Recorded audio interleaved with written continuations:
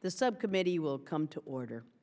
After recognizing myself and Congressman Ted Deutsch, the ranking member, who's on his way, for 5 minutes each for our opening statements, I will then recognize other members seeking recognition for 1 minute each.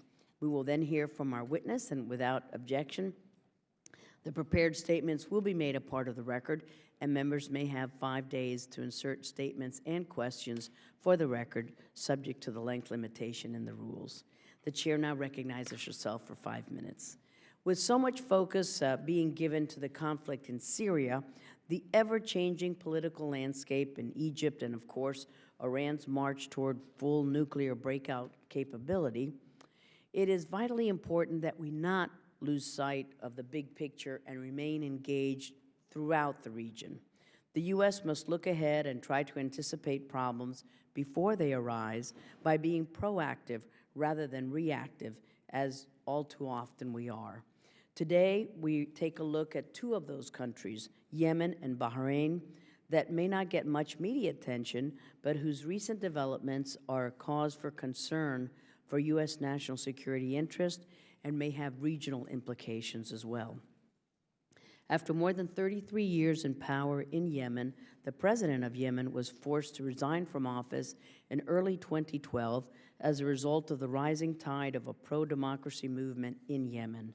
Since that time, Yemen has been in a period of political transition as the Yemeni people attempt to draft a new constitution, implement new electoral laws, and move toward a more inclusive governing body by implementing a national dialogue process.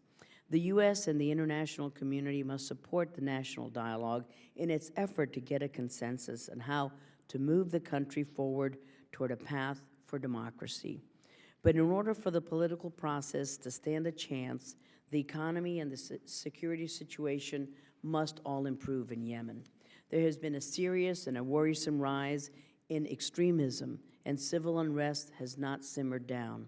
Contrary to what some in the administration believe, al-Qaeda has not been decimated, it is not on the run, it is resurgent throughout the region, and Yemen is no different. The fragile socioeconomic and political situations in Yemen has fostered an environment that allows al-Qaeda in the Arabian Peninsula to gain safe havens from which to operate, posing a serious threat to Yemen's stability and to our U.S. national security. But just as Yemen has seen its fair share of uprisings as a result of the Arab Spring, so has Bahrain. Bahrain has served as the longtime headquarters for the United States Navy Fifth Fleet, so it's in the vital interest of our national security to see a stable, unified, and democratic Bahrain. In 2002, it appeared that the government of Bahrain had set itself out on a path toward democracy. A national action charter was adopted by the people that led the way to Bahrain's first parliamentary elections in nearly 3 decades and the first municipal election in almost 50 years. Suffrage was extended to women, political parties were finally legalized, and I introduced a resolution praising these efforts in July 2004. That resolution reaffirmed the friendship between the United States and Bahrain and offered to assist them in the future should any challenge arise on its road to democracy, and that offer still stands. Fast forward to 2011, and it became clear that Bahrain did not reach the end of the path toward democracy. The political dialogue that began in 2011 had failed to bring about any of the reforms required, with several prominent members of the moderate reform parties being targeted by the regime for arrest and prosecution. The administration has largely remained silent throughout most of the process, but it needs to be more vocal and supportive of the nonviolent, moderate reformists in Bahrain, and it must stress to the government the importance of a political solution that can only be achieved by the people of Bahrain themselves. It must also call attention to the growing number of reports on human rights abuses in the country and the increasing numbers of political prisoners. All sides must come together in Bahrain to find a political solution, and the administration must work with the government and the opposition to come together to solve their disputes, address the human rights abuses, and fully implement the recommendations of the Bahrain Independent Commission of Inquiry. As we convene this hearing today, I look forward to hearing the administration's strategic goals and objectives in both Yemen and Bahrain, and what concrete steps we are taking to ensure regional stability as well as furthering U.S. national security interests. Thank you. And with that, I'm pleased to turn to our ranking member, Mr. Deutsch of Florida. Thank you, Madam. Thank you, Madam Chairman. And I'm pleased today that we'll have the opportunity to focus on a region of vital importance to the interests of the United States. And I thank you, Deputy Assistant Secretary Lee, for joining us. I know you recently returned from the region. We look forward to hearing how things are progressing both in Yemen and in Bahrain. Nearly 3 years ago, inspired by events in Tunisia, the people of Yemen courageously took to the streets to add their voices to the growing discontent with stagnant economic conditions, repression of freedoms, and government corruption that seemed to be sweeping the Middle East and North Africa. Within months, the Gulf Cooperation Council presented President Saleh with a plan to cede his 30-year grip on power to then Vice President Hadi. It has now been 21 months since Hadi took over as interim president. The GCC-backed agreement called for a national dialogue that would eventually give way to a new constitution, followed by local and national elections. By comparison to many of its neighbors, Yemen's political transition seemed to be progressing positively. The national dialogue included 565 representatives from across the political spectrum, and with a mandate that 1/3 of the participants be women, while youth accounted for 1/5 of the participants. A secular woman was even appointed chair of one of the committees. However, meetings have stalled since September, and I'm concerned that there will be a lack of progress now that difficult questions about Yemen's future are pending. We must continue to urge the national dialogue to move forward with real solutions and mechanisms for implementing its recommendations. We've got to continue to feed momentum toward the drafting of a new constitution and eventually new elections. The United States can play an extremely important role in providing technical support for free and fair elections, working with civil society to support an inclusive democratic process, and instituting needed economic reforms. But I'm increasingly concerned that our efforts to assist the political transition and aid in economic development are often overshadowed by our overwhelming focus on our security relationship with Yemen. Al-Qaeda in the Arabian Peninsula's activities in Yemen has proven to be a breeding ground for some of the organization's most influential leaders. As Yemeni security forces struggle to root out terrorists, it raises questions about what kind of training and support the United States is providing on the ground. How has our reliance on drone strikes to reach these high-level targets hindered our relations with the Yemeni people? And what exactly is our long-term strategy for Yemen? Yemen is widely believed to be on the front line in our fight against terror, but I'm concerned that whether our level of security assistance reflects the need. U.S. assistance to Yemen totaled $256 million for fiscal year 2013, but these funds come from 17 different accounts, all with very different objectives. Deputy Assistant Secretary Leaf, I hope that you'll address any ongoing discussions to reevaluate our assistance and provide a long-term strategy for ensuring a stable and inclusive Yemen. Turning to Bahrain, the United States and Bahrain have long enjoyed a close partnership, with Bahrain hosting the U.S. Navy's Fifth Fleet, having hosted it now for over 60 years. This relationship plays an integral part of security in the Persian Gulf. The King has remained a steadfast partner of the GCC and of our regional efforts to address mutual security concerns. Since the 2011 demonstrations, the government has undertaken a process to institute various reforms for a more inclusive government. The commencement of a national dialogue led by the Crown Prince was promising, but the continuing violence and recent boycotts by the opposition threatened to unravel progress. The U.S. response to the uprisings in Bahrain has been somewhat puzzling, and I hope that today, Secretary Leaf, you'll be able to provide some clarity as to how the United States plans to balance our security and aid in our security and interests and our close partnership with Bahrain with our expectations for human rights. How do we balance those two? Our Gulf allies are playing an increasingly critical role in regional geopolitics. How are Yemen and Bahrain affected by U.S. relationships with other regional powers, with Saudi Arabia, with Qatar?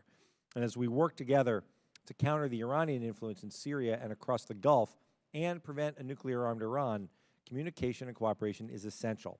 How do we work on parallel tracks to support democratic values, strengthen economic factors, and stabilize the security of our regional partners? So, Secretary Leaf, I recognize that there is no one-size-fits-all policy toward our friends in the Arabian Peninsula, but we appreciate you being here today to shed light on our long-term strategy. And I yield back, Madam Thank you very much, Mr. Deutsch.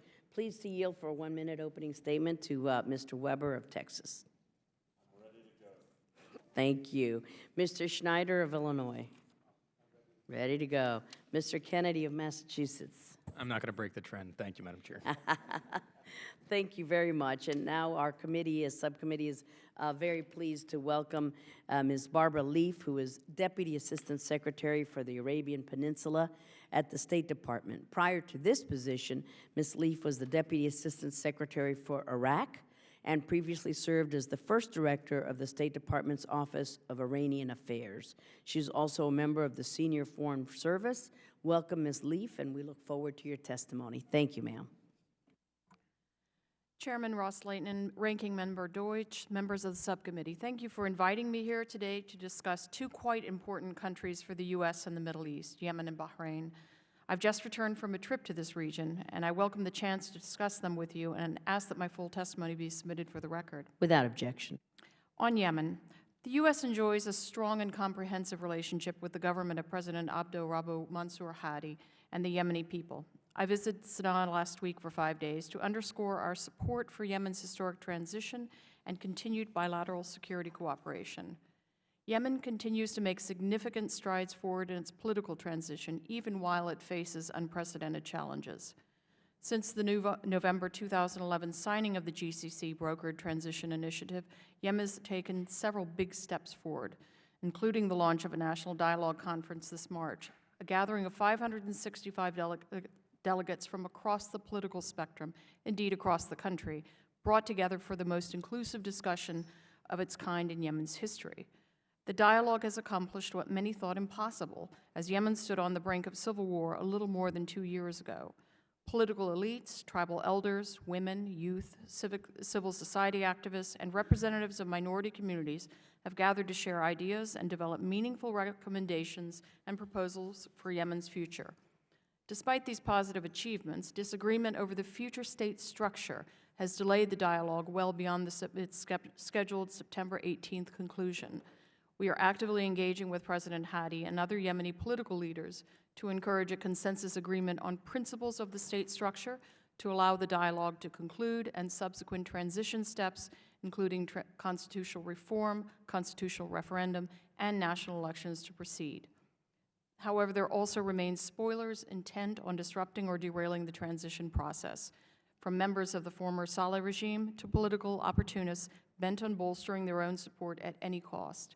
While we do not believe these detractors will succeed in their attempts, we continue to make clear that we will not tolerate any attempts to subvert the process.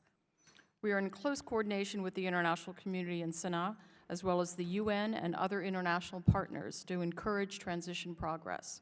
The GCC in particular has played and will continue to play a critical role supporting Yemen throughout its transition. Economic reform and development will also be a key underpinning of the transition's success. Yemen's economy has shown some signs of recovery since the events of 2011. In tandem with international partners, we have made clear to Yemen that undertaking specific, achievable economic reforms today is essential to building the foundation necessary to address the needs of all Yemenis. As Yemen tackles these issues of fundamental reform, it continues to cope with serious economic and social challenges affecting the everyday lives of Yemenis. Investment in the economic and social well-being of the Yemeni people, as well as immediate relief for urgent humanitarian needs, is necessary to help realize the transition's full potential. Finally, the Yemeni government has made some gains in extending security in the country, both through military operations against al-Qaeda in the Arabian Peninsula and through a challenging reorganization of security institutions. However, as President Obama said in his May speech at the National Defense University, AQAP is the most active organization plotting against our homeland. We have encouraged the Yemeni government to continue progress on restructuring of the military and security services, which will strengthen Yemeni capacity to secure the country against internal and external threats. We view continued U.S. support for the Yemeni security sector as critical as the country continues to battle an AQAP presence within its borders. Turning to Bahrain. Bahrain is a major non-NATO ally and a steadfast partner in regional security. Host to the Fifth Fleet and U.S. Naval Forces Central Command, Bahrain is home to our main naval operating base in the Middle East. Our relationship with Bahrain allows us to address threats to national security interests, ensure open sea lanes for international commerce, and counter piracy. The U.S. is committed to this relationship. During my visit to Bahrain this past September, I met with a wide range of Bahraini interlocutors, from government officials to political society leaders, civil society members. I saw firsthand the importance of this relationship to Bahrainis in general, the complex challenges Bahrain is facing, and the ways in which the U.S. can support Bahrain's transition beyond this challenging period in its history. A more stable, secure, and prosperous Bahrain will enable us to continue to build our strong security partnership, meet our national security goals across the region, and promote reform, human rights, and dialogue. November 23rd marks the 2-year anniversary of the landmark Bahrain Independent Commission of Inquiry report. King Hamad demonstrated strong leadership in convening the body, in taking on board the recommendations in the report, and committing to implement them in full. 2 years later, the government's made some progress, but much remains to be done, particularly in the areas of accountability for police abuse, freedom of expression, and media incitement. The First Deputy Prime Minister's Office has laid out additionally an ambitious set of measures aimed at addressing both Bicky report recommendations as well as other initiatives that go beyond the scope of the report. These include projects to rebuild mosques and religious structures demolished during the 2011 unrest, and construction of new housing tracts. They're positive steps that can help rebuild trust. As you noted, the Bahraini government announced a national dialogue in early 2013. Regrettably, those talks have broken down, and the opposition societies maintain a boycott of the dialogue that they initiated in September as a result of a deteriorating political environment. An end to the dialogue would leave both Bahrain's political societies and its government with no formal mechanism to negotiate a path forward. We've consistently urged the opposition to return to the table and demonstrate political courage in denouncing unequivocally all violent acts. At the same time, we've consistently pressed the Bahraini government to take concrete steps that would improve the environment for dialogue. We're deeply committed to working with all parties in Bahrain to move beyond this period of crisis, which, by the way, is a term that literally every Bahraini used with me, whether inside government or outside. In the end, however, we do agree that Bahrainis themselves must find the solution. It must be a Bahraini-driven solution. But strong leadership is needed from all sides in order to move Bahrain beyond its current situation of impasse. Thank you for the opportunity to testify, and I look forward to answering any questions you may have. Thank you very much. Thank you for that testimony, and thank you for the written testimony as well. Ms. Leaf, in May 2012, President Obama issued Executive Order 13611, blocking property of persons threatening the peace, security, or stability of Yemen. This gave the Treasury Department authority to freeze U.S.-based assets of anyone deemed to be obstructing the political transition in Yemen or who is engaged in activity that threatens Yemen's security or political stability. Yet, I believe that no individual or entity has yet been sanctioned under Executive Order 13611. And will sanctions now be considered as we see some obstruction taking place once again in Yemen? How effective has this tool been if we have not yet used it? And do you believe that it could be effective in helping to create a stable environment for the political transition to proceed? And I'll continue, and then I'll let you answer if you could. It is clear that the economic situation in Yemen is rapidly deteriorating. Yemen relies heavily on foreign assistance from neighboring countries in the Gulf, most notably its neighbor to the north, Saudi Arabia, but also the United States. However, late last month, Saudi Arabia said that it would halt its aid to Yemen, and to make matters worse, it has been deporting Yemeni workers from Saudi Arabia by the tens of thousands. You testified that we will continue to work with our international partners to provide the incentives and support Yemen in carrying out what we hope will be its reform agenda. What incentives are we providing? Have we been using our leverage with the GCC to get them to provide much more of the needed development assistance for Yemen? And in fiscal year 2011 and 2012, Yemen received about $27 million in economic support funds. In fiscal year 2013, state requested $38 million, and now in fiscal year 2014, you have requested $45 million. What's the justification for this increase in ESF funds, and what kinds of programs do we want to implement or augment with that additional money? What kind of return on investment are we seeing with all of our assistance to Yemen? Thank you very much, Madam. Thank you for that set of questions. First, to the issue of sanctions, whether they be bilateral sanctions or UN-based sanctions.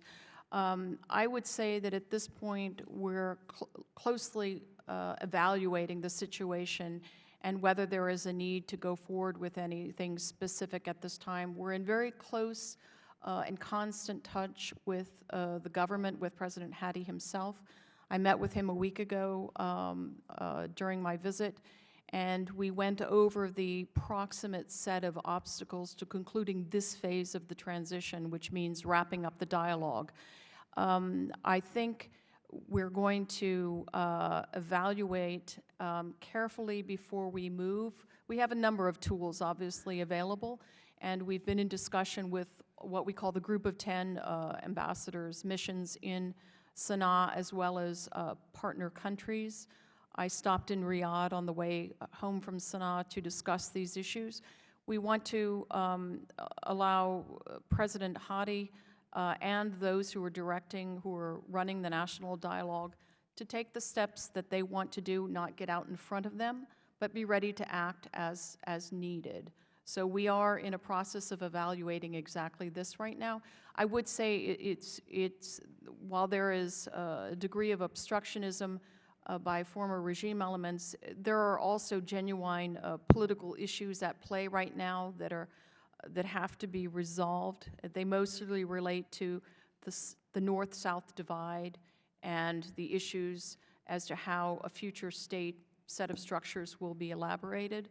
So there are legitimate political issues that need to be finessed, and then there is also elements of what I would call possible obstructionism. Now, whether they are enough to block the conclusion of this phase is yet to be determined. But we will be ready to assist President Hadi all along the way in this, because it is a critical first step, and this step will then take us to the next, or take Yemen to the next.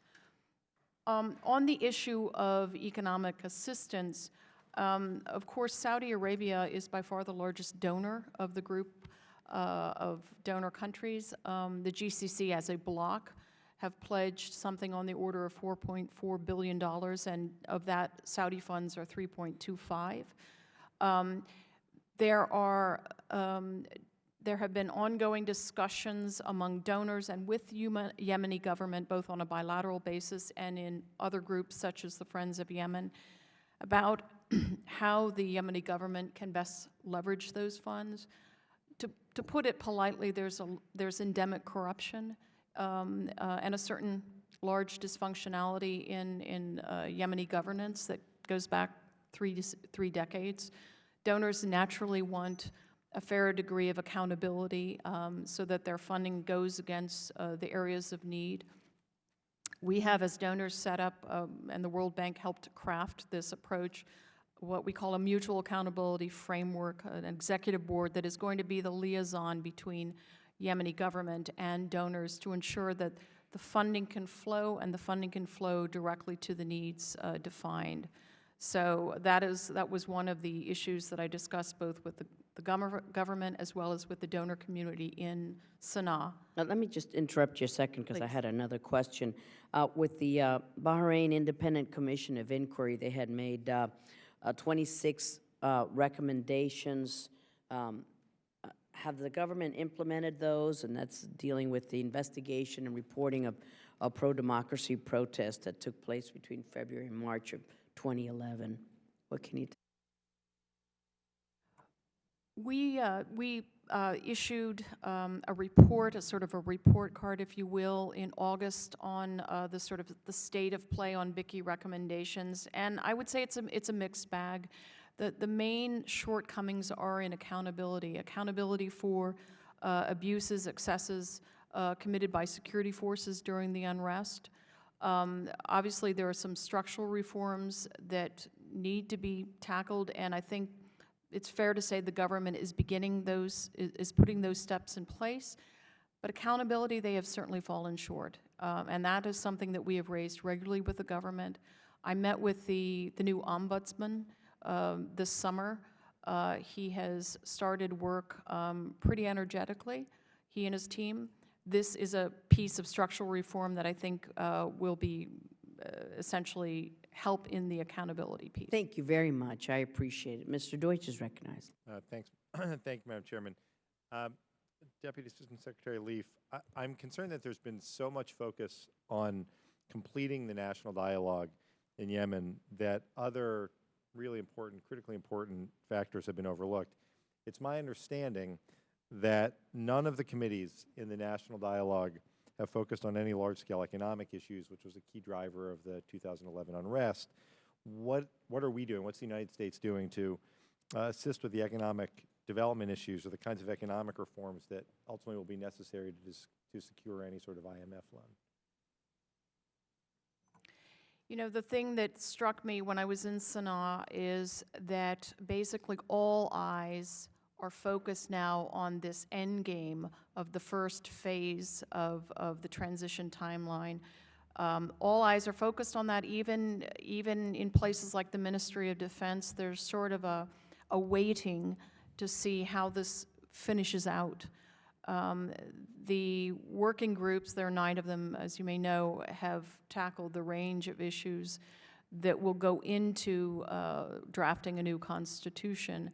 But the issues that have really seized the dialogue and that have sort of gripped them at this point relate to the North-South cleavage, which is a critical piece of future stability to get passed. We and other donors, the donor community, are putting money against efforts to improve in the immediate term, because the government of President Hadi, of course, is a transitional government. And here too, frankly, I would say even the government ministers who are in charge of these areas, the foreign minister himself, have regretted that there is not enough energy and push by the government to tackle these structural reforms. I would say, frankly, that there's a sense of reluctance to do things that are politically risky right now, the more so because of this stalemate right now that is developed over this endgame piece of the national dialogue. But we are putting money towards a variety of sectors, and they would help the government improve social services delivery, which is a critical issue and has long been a flashpoint of instability, especially in the South, which has felt substantially shortchanged, and to promote sustainable policy reforms. But I would say that what we are trying to do is help the Yemenis, the dialogue participants, and President Yemeni get over this political hump, even as we're beginning to bear in on some of the structural economic issues. And the Yemenis are in a prolonged conversation with the IMF about a loan program, but they are, shall we say, reluctant to tackle some of the reforms right now that they need to do. Right, but what are we doing to help with that? I understand the focus on helping to deliver public services and the rest, but on the requirements that the IMF would demand, or any sort of reforms that would help address those fundamental issues. What are we? We're pushing them. We're pushing them. All of the donor community is pushing, you know, with the force of a large community to get them to do things on essentially ghost workers, cleaning out the rolls of the government pension rolls, and tackling fuel subsidies. We're looking at some incentivations to help them over this hump. And the Friends of Yemen group, which was initially organized the United States, Britain, 24 other countries, has pledged nearly $8 billion.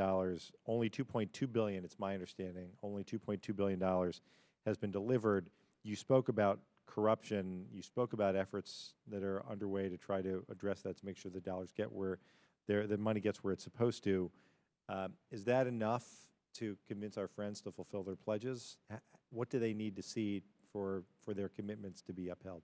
I think so. They have just appointed the executive board. I met with the interim director of the board. I do think it will be enough to start moving things forwards, yes.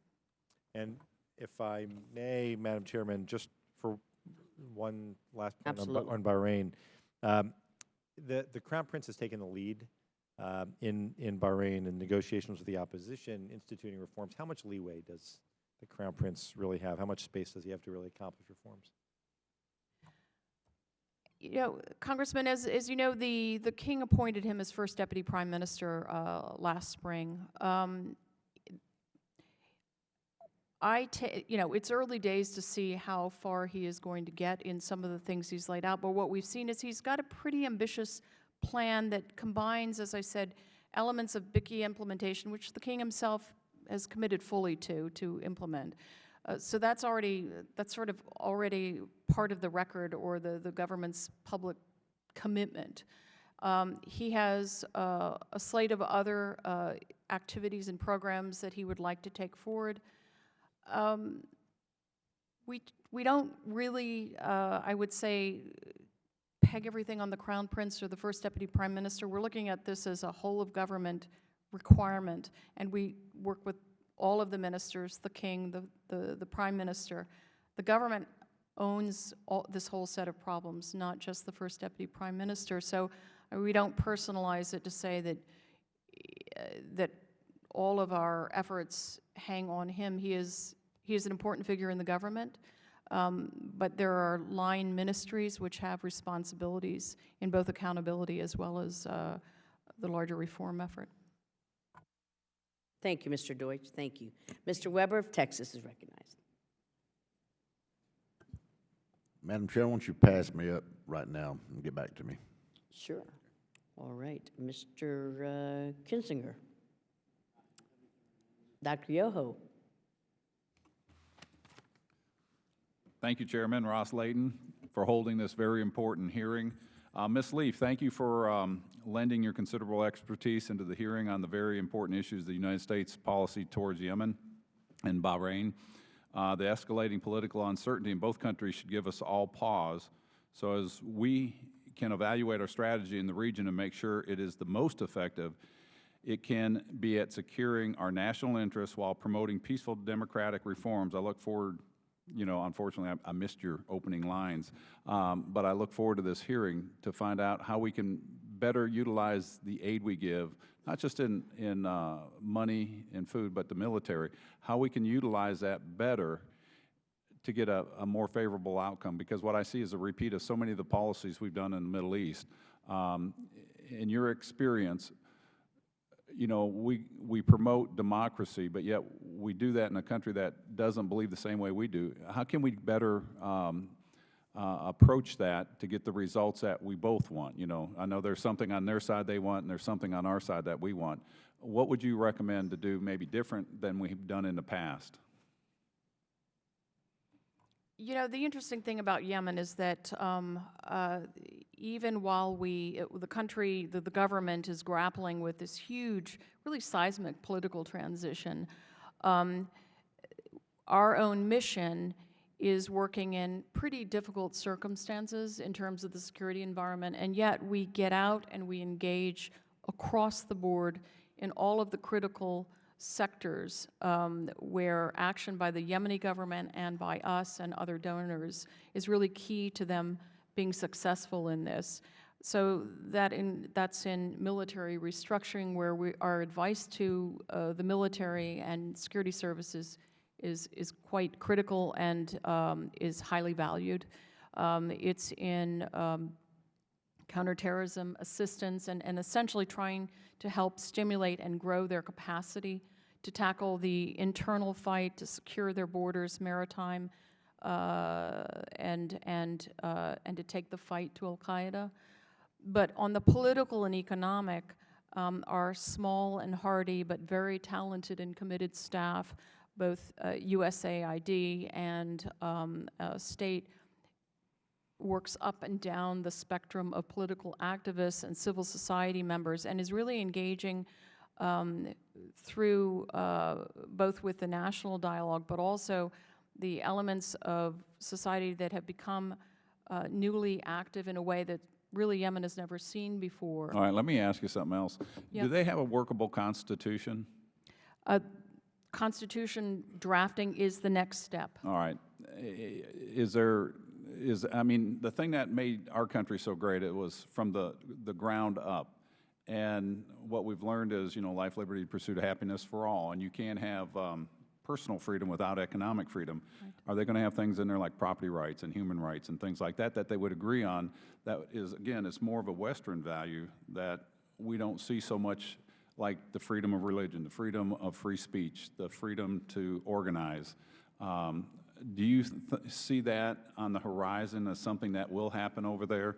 And is that something, I guess the big thing that helped us here in the early years in the 1700s, in the 1800s, was the knowledge that the base, the population had in the understanding of those rights. Is that feasible in that country or in Bahrain?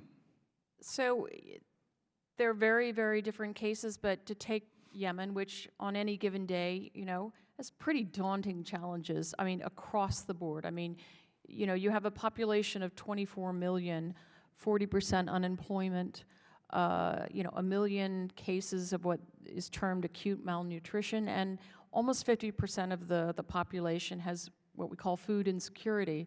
And a significant portion of the population struggles to get access to clean water and to sanitation services.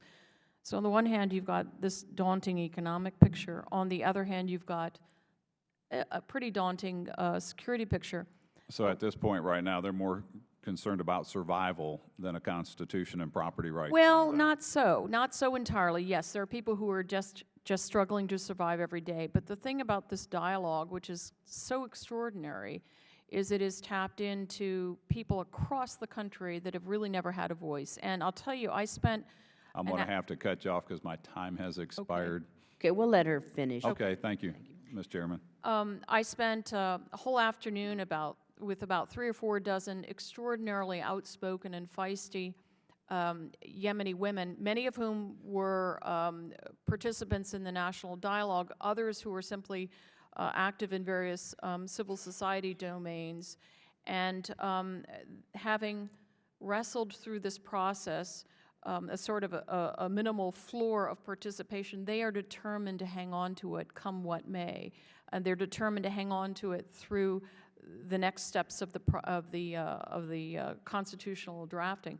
But all of these people who are new voices in the national dialogue are going back to their communities and taking back that experience. So it's really, I have to say, it's quite extraordinary.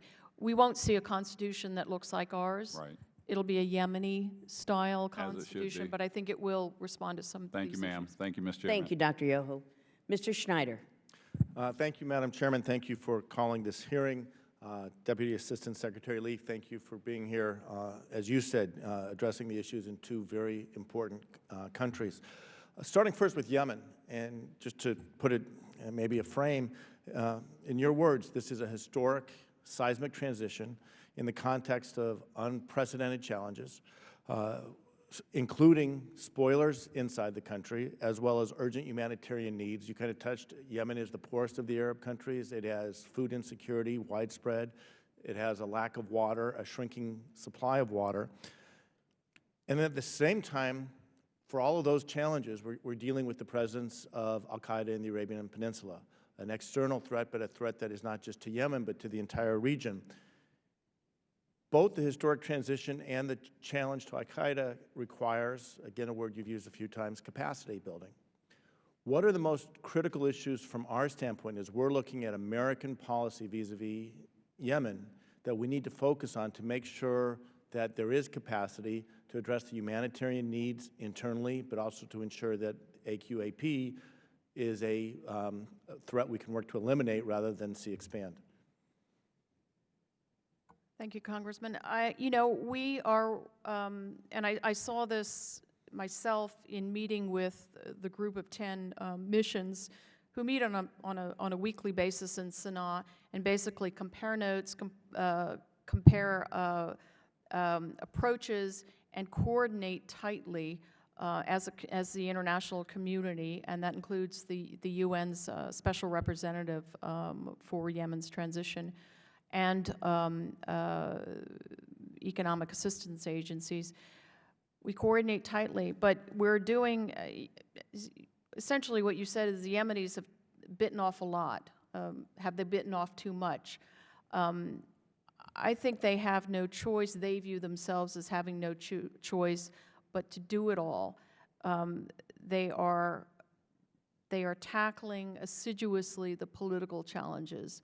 They are coming forward slowly to tackle the economic challenges, but I think it's there that the donor community has to continue to provide technical expertise to make up for the lack of capacity that is evident in many of the ministries.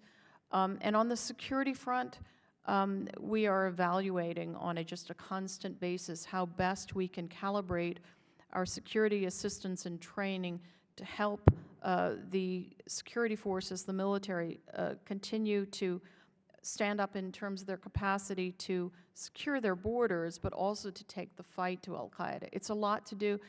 They view themselves as having no choice but to do all at the same time, and we are helping on all of those fronts, in addition to helping with aid that we push through the UN principally to help them get their most urgent humanitarian needs met. Okay. Unfortunately, we have limited time, but let me shift gears a little bit. These are two very different countries with very different challenges, but a common thread for both of them is the fingerprints, if you will, of Iran, and Iran trying to influence what's happening.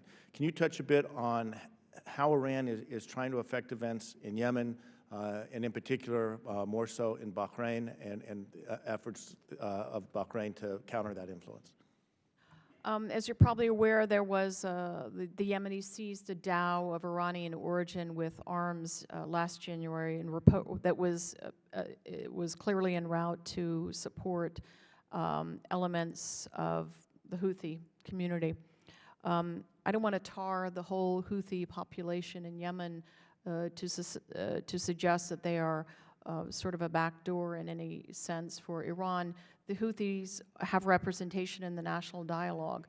There are elements, however, who are fighting the central government, and indeed there were 5 or 6 such wars with Saleh's regime over the past years. There is evidence of Iranian meddling. I think it would, as in, and I'll speak to a minute on Bahrain, but I think it would be best to do this in a restricted session if you want more granularity on it. On Bahrain, let me say 2 things. The events of 2011 were Bahraini-driven, Bahraini-originated, and at the same time, there has been evidence or concern, certainly expressed by the Bahrainis, and we've seen some evidence that Iran is fostering some of the sectarian sort of conflict, especially by media incitement. Again, I think I would rather do this in a restricted session if you want to do more detail. I would welcome that. I mean, okay. there is obviously concern about Iranian intentions, the need to continue to put pressure on Iran and their influence in the region. So I would welcome that opportunity. And with that, I've extended my time. Thank you. Thank you very much. Mr. Kinzinger. Thank you, Madam Chair, and thank you for being here, by the way, today. We appreciate your willingness to be here. I just want to touch on a couple of brief issues. I've seen recent reports that the administration is considering or maybe trying to re-engage in the idea of closing Guantanamo and transferring the prisoners to Yemen. I want to ask you first off if you're aware of any effort to do that. Is that in fact true, or is that not true? Or Thank you, Congressman. Well, the President moved earlier this year to release essentially the embargo on returning Yemeni nationals from Guantanamo. But there is a case-by-case review of all such cases that has to be done, and it will necessarily hinge on a number of issues, including security issues and the capacity of the Yemeni government to take back and secure anyone who was transferred. So there's not an immediate. But there is discussion then. Yes. And does that discussion include a rehabilitation program like was implemented in Saudi Arabia? So the UN, there is a UN body, UNICRI, which has the resident expertise on these issues, and it has established a steering group. We're part of it. A number of other countries are part of that effort to look at providing technical assistance to the Yemeni government about how to stand up such a program. It's in its early stages, but Cliff Sloan, whom I think you may have know is our envoy on Guantanamo closure, he is engaged in those discussions. Okay. I just think, and I think it's important to point out, in 2009, the GAO report that the chairwoman actually commissioned showed that there was a 20% recidivism rate among those. And when you look at a place as unstable as Yemen, and you look at, frankly, the challenges they have, I think that's definitely of concern, and I think something that ought to be put on the record.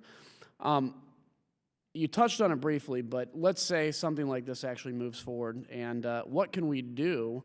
How can we ensure that the Yemeni government has, by the way, I was in Yemen last year, and just for a brief period, it was like 24 hours, but how can we help ensure that they, run the program correctly, they have the resources, and that these guys aren't either taken out of prison or released prematurely? No, Congressman, those are all issues that we are looking at in detail. We would be quite concerned to see that any such program is sustainable and is sound, and that's why we, the Yemenis, will rely principally on UNICRI to lead this effort. There will undoubtedly be funding needs, but it will be, to say the least, it would be a very methodical effort and one that we will carefully evaluate before moving ahead. Okay. And then just briefly to touch on Bahrain, what are the benefits, and I'm supportive of it, I want to hear it from your end, what are the benefits of having the Fifth Fleet headquartered in Bahrain? Well, the Fifth Fleet has been there for decades, as you know, and the Bahrainis have provided a level of support and access to necessary facilities that is really unparalleled.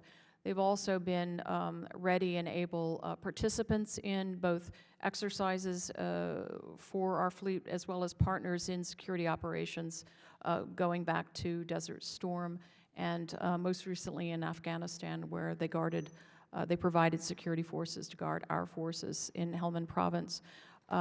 It's a long-standing relationship. It's, as I say, they've been unstinting in their support for our needs there that span, the spectrum of the CENTCOM AOR.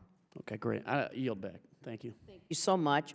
Now pleased to yield to Mr. Shabbat, the chairman of the Subcommittee on Asia and the Pacific. Thank you very much, Madam Chair. Just a couple questions. I was also in Yemen about a year ago, I guess, and we actually went to another country prior to that. And in the air, we learned that over 100 troops had been killed on parade grounds in an explosion, and they wouldn't know if we were still going to come. We did, but the concern, I guess a lot of us have at this point, how is the vetting now amongst those types of things compared to back then? I mean, these were actually, my recollection is there were a number of people that were either troops or dressed up as troops. I think they were troops that had actually been responsible for the explosion. And my recollection is it was like 100+ killed and 200+ wounded. I don't remember if it was a graduation ceremony, but it was something, a somewhat festive occasion. So it hit the country extremely hard. And And so anything you'd like to comment on that or anything following that, I'd be interested. It indeed was a shocking incidence of AQAP's ability to reach in and strike. And indeed, over these past months, what we've seen is after a period last year when the government essentially pushed AQAP out of pieces of the South that it was essentially holding territory. What you've got now is a more dispersed AQAP that focuses on sort of guerrilla tactics and asymmetrical attacks against Yemeni forces. You know, I wish there were a silver bullet approach to this. There isn't. We know it. The Yemenis know it. It requires a very methodical kind of capacity building across both conventional forces as well as more elite units, and that's something that we're engaged in, as well as the range of traditional professional military education tools and so forth. But it's something we've really bitten into and that we're very committed to. Okay, thank you. And my second question relative to Yemen is you just touched on it, and that's that at the time there were pretty significant portions of the southern part of the country that were under AQIP's control, and they have had some success there, but success also sometimes breeds other difficulties, and that's the dispersal in other areas. Could you discuss the greater challenges that faces and what we're doing to assist the Yemenis in battling AQIP in its current form rather than when it was in a certain area?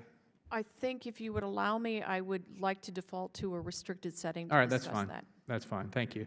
Let me shift over to Bahrain just for a moment then.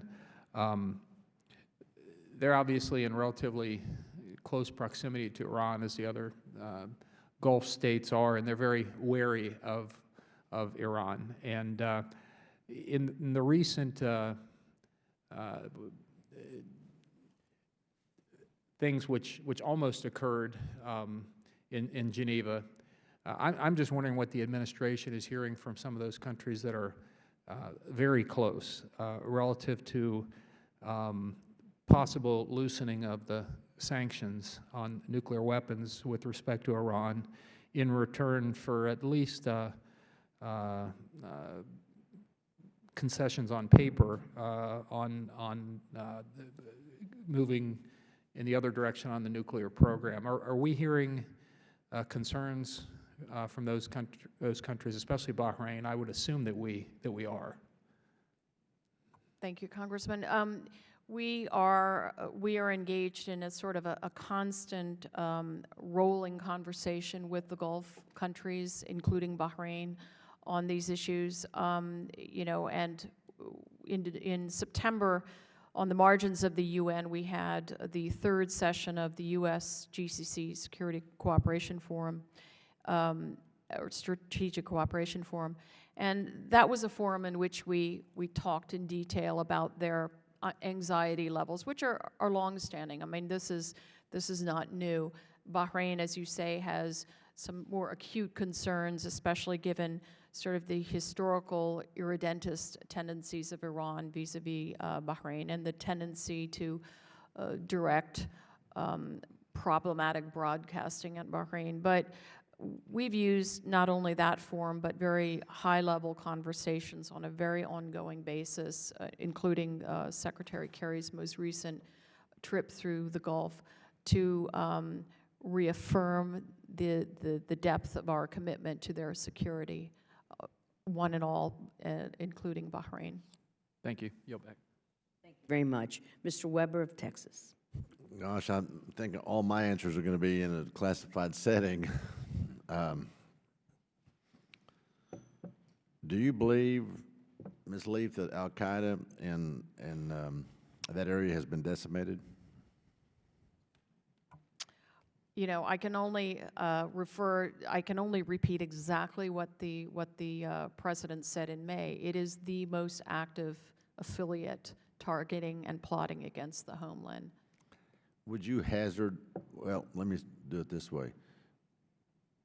you're getting help, we're getting help from the FBI and the CIA actively engaged, I'm assuming. Okay. Would you hazard a guess as to how many al-Qaeda fighters there are in both of those countries? I wouldn't in this setting. You're absolutely right.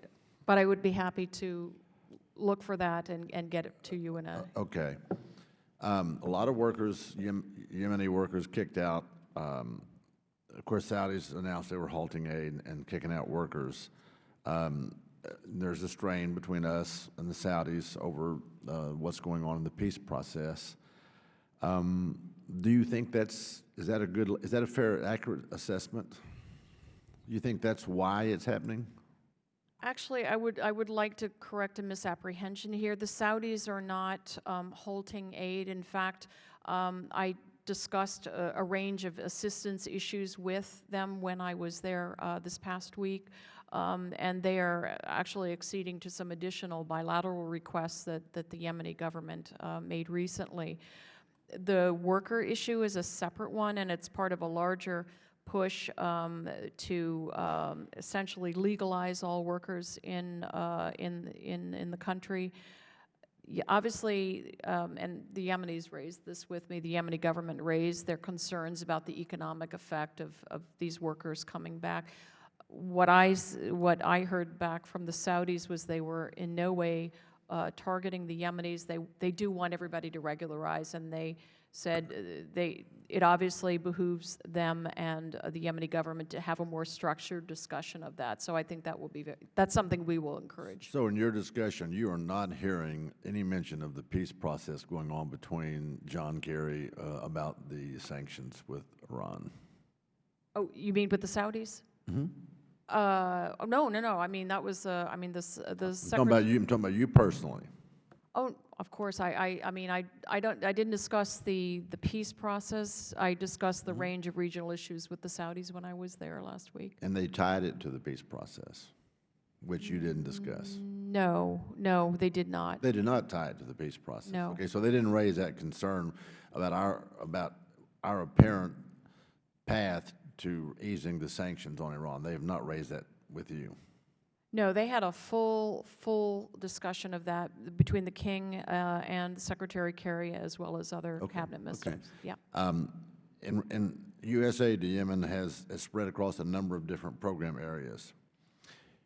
Two questions. Is all of our aid getting marked? When we send aid into a country, USA, there's been some discussion about taking off our stamp so that some of the insurgents won't go right at it or the people receiving it. Are we experiencing that in those countries?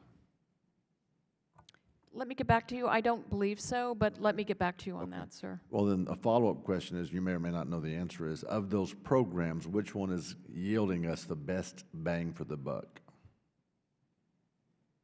In Yemen, I would say, without question, the support that we have provided to the national dialogue.